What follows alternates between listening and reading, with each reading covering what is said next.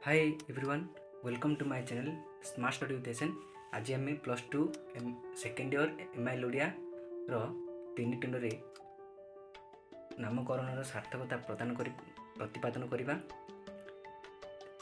भुवनेश्वर बेहेरा ओडिया सारस्वत जगत जड़े परिचित स्रष्टा।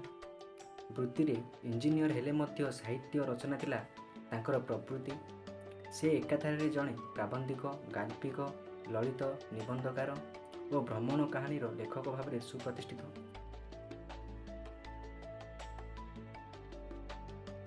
तांको रचित तीन टुंडरे एभली एक प्रबंध जो गणतंत्र शासन को से विश्लेषण करछंती।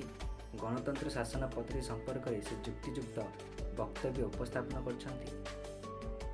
तो भुवनेश्वर बेहेरा एटी कौन गणतंत्र को शासन पद्धति को कौन गल्पर तीन टुंडरे छेड़ी कुकुर हिसाब से कौन अति सुंदर वर्णना करछंती। युक्तियुक्त वक्तव्य उपस्थापन करछंती डिस्कसन करबा। प्राबंधिक आलोच्य प्रबंध रे प्रथमे गणतंत्र संज्ञा निर्धारण करछंती। तो से प्रथमे गणतंत्र संज्ञा निर्धारण कले। तो गणतंत्र संज्ञा है गणक द्वारा गणक पाई गणकर शासन गणतंत्र कहा जाए।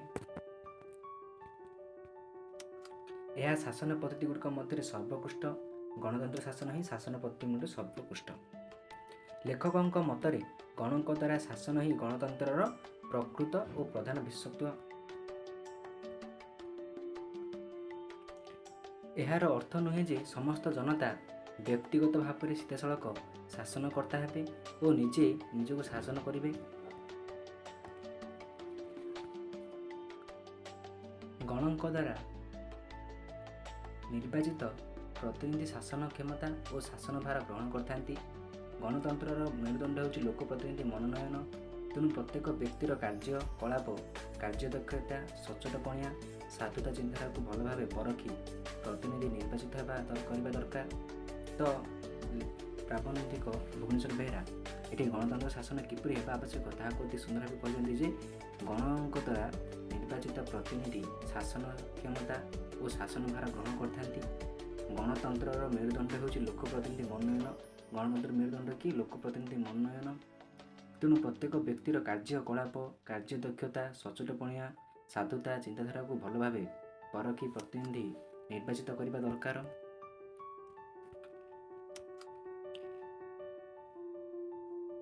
जो देश में लोक मैंने शासन संबंधी ज्ञान सुशिक्षित तथा निज अधिकार तथा कर्तव्य ज्ञान तथा प्रतिनिधि बाछिबा सचेतन क्षेत्र में सचेतन, से देश में भोटदाता माने उपयुक्त लोक प्रतिनिधि बाछि थांती।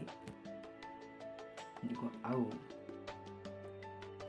गणतंत्र शासन सुफल भाव से देखा मिलता है। जो देश जनता मूर्ख, अभिज्ञ, निज अधिकार तथा कर्तव्य ज्ञान संपर्क में अज्ञ, से देश में कौन भल प्रतिनिधि बाछी योग्यता सेठी नहीं। सेठा गणतंत्र शासन लक्ष्य दोदुल्यमान। यही देश मानकरे प्रोपागंडा को अधिक गुरुत्व दि जाए। प्रोपागंडा द्वारा छेली को कुकुर आउ कुकुर को छेली सहजरे करे।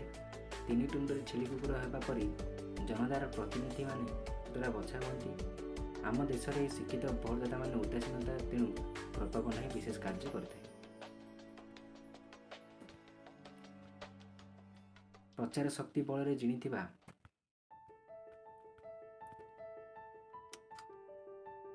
गुणहीन नीतिहीन प्रतिनिधि हाथ में क्षमता पाइले गरीब देशर अज्ञ जनता को कौन जलका करी सुविधा मारी नियंती। मांकड़ बिराड़ी पिठा बांटिबा परी सबू शेष कर दियंती। मूर्ख जनता बिराड़ी पर जीव चाटिला पर आखि आगे सबू देखि नीरव बसी रुहंती। पुणी जोठी प्रतिनिधि माने क्षमता न पाइला राजनीतिक प्रतिनिधि पट परिवर्तन कर नुआ खेल देखाइला। समय व्यवधान में गणतंत्र यही खेल जनता और प्रतिनिधि देखाई चली। गणतंत्र शासन को लेखक दोष देना, दोष देइछंती जनता और जनता प्रतिनिधि मानू। ए देशर जो पद्धति प्रतिनिधि मान निर्वाचित हुअନ୍ତି ताहाकु दोष देइछंती। फल गणतंत्र मूल्यबोध कमुछि। वास्तव में लेखक गणतंत्र शासन में गणशिक्षा और गणचेतना को गुरुत्व प्रदान करछंती। तो ये तीन टुंडरे भुवनेश्वर बेहेरा।